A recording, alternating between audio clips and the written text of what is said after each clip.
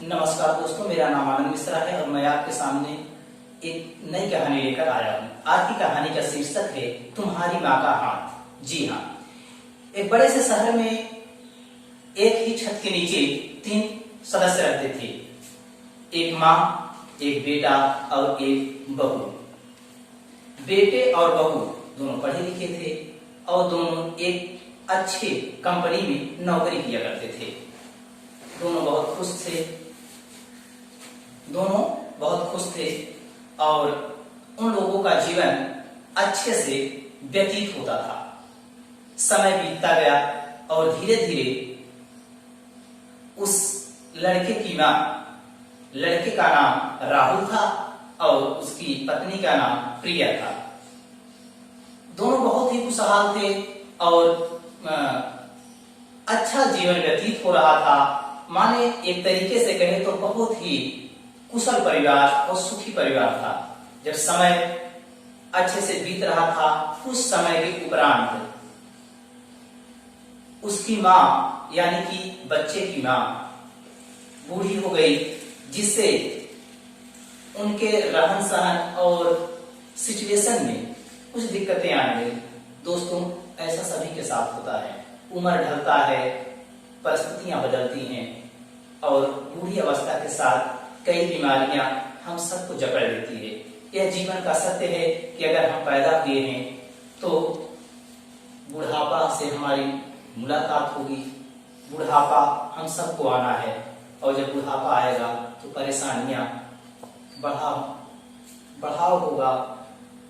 परेशानियों का होना लाजमी है। दोस्तों, कहने का मतलब यह है कि जब उस लड़के की माँ बूढ़ी हो गई तो उनके व्यवहार में कुछ धीरे धीरे बदलाव सा आने लगा।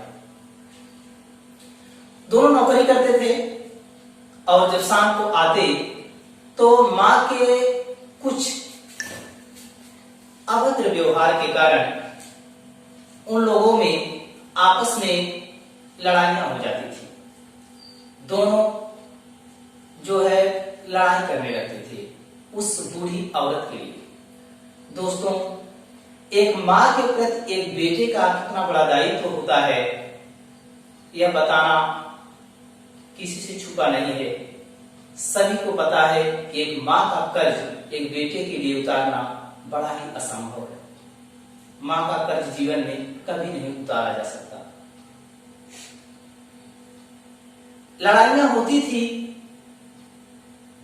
अभद्र व्यवहार के कारण, और अभद्र व्यवहार नहीं, एक तरीके से सिचुएशन होता है। जो बूढ़ी माँ थी उनको कम सुनाई देता था और खाना भी कम खाती थी और स्नान करने में भी उन्हें दिक्कत होता था। ये तमाम चीजें, माने तमाम परेशानियां ऐसी थी कि जिसे लेकर के उन दोनों में लड़ाइयां हुआ करती थी। एक दिन लड़की अपने पति से बोलती है कि राहुल, देखो आपकी माँ का जो बिहेवियर है वह अच्छा नहीं है। ऐसा करो कि उनके कमरे को अलग कर दो। यह बात सुनकर के राहुल को बड़ा दुख हुआ। उसने कहा, प्रिया, यह बुढ़ापा एक दिन आपको भी इस बुढ़ापा के दौर से गुजरना होगा। प्रिया ने कहा, राहुल, बुढ़ापा हमारा आएगा लेकिन शायद हम ऐसा व्यवहार न करें। राहुल बहुत समझाने की कोशिश करता है कि प्रिया मान जाओ, ऐसा नहीं बोलते हैं। राहुल से प्रिया का झगड़ा तगड़ा हो जाता है और प्रिया कहती है कि देखिए राहुल, या तो आप अपनी माँ का साथ दीजिए या तो मेरा। आपको इन दोनों में से किसी एक को चूज करना है, किसी एक को चुनना है। या तो आप मेरे साथ रहेंगे या अपनी माँ के साथ रहेंगे।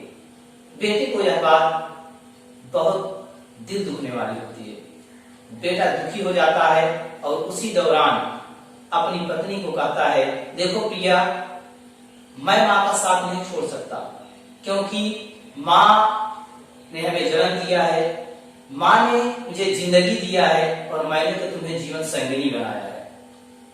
और माँ ने जो जीवन दिया है वह अमूल्य है, उसका कोई मूल्य नहीं। अगर तुम्हें माँ को छोड़ देने की बात तुम्हारे मुख से कही गई है तो मैं माँ को कदापि नहीं छोड़ सकता, मैं तुम्हें छोड़ सकता हूँ। प्रिया ने कहा, मैं आपको पहले ही बता चुकी हूँ कि आपको हम दोनों में से किसी एक को चुनना है। राहुल बहुत ही समझदार लड़का था, वह सिचुएशन को भाग गया। उसने प्रिया को कहा, ठीक है प्रिया, अगर ऐसी बात है तो आज से मैंने डिसाइड कर लिया है कि आपका हाथ किसी और के हाथ में होगा और मेरी माँ का हाथ मेरे हाथ में होगा। दोस्तों, इस कहानी से हमें यह शिक्षा मिलती है कि मनुष्य पैदा होता है तो उसे 4 अवस्थाओं में देखा जाता है, 4 अवस्थाओं से गुजरना होता है, जैसे बचपन,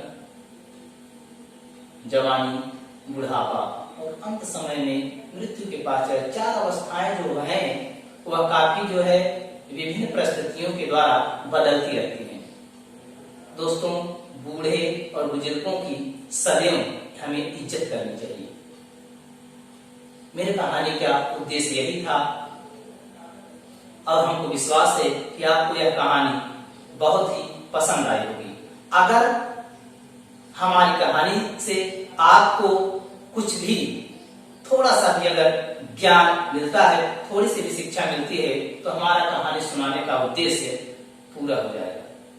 दोस्तों, अगर हमारी कहानी से आपको कुछ सीख मिलती है तो हम अपने आप को बेहतर समझेंगे और हम आपसे गुजारिश करते हैं कि कमेंट हमें लिख भेजें, हमें कोई सुझाव दें जो आपको उचित न लग रहा हो और क्या बदलाव आए जिससे आपको कहानी अच्छी लगे। तब तक के लिए नमस्कार।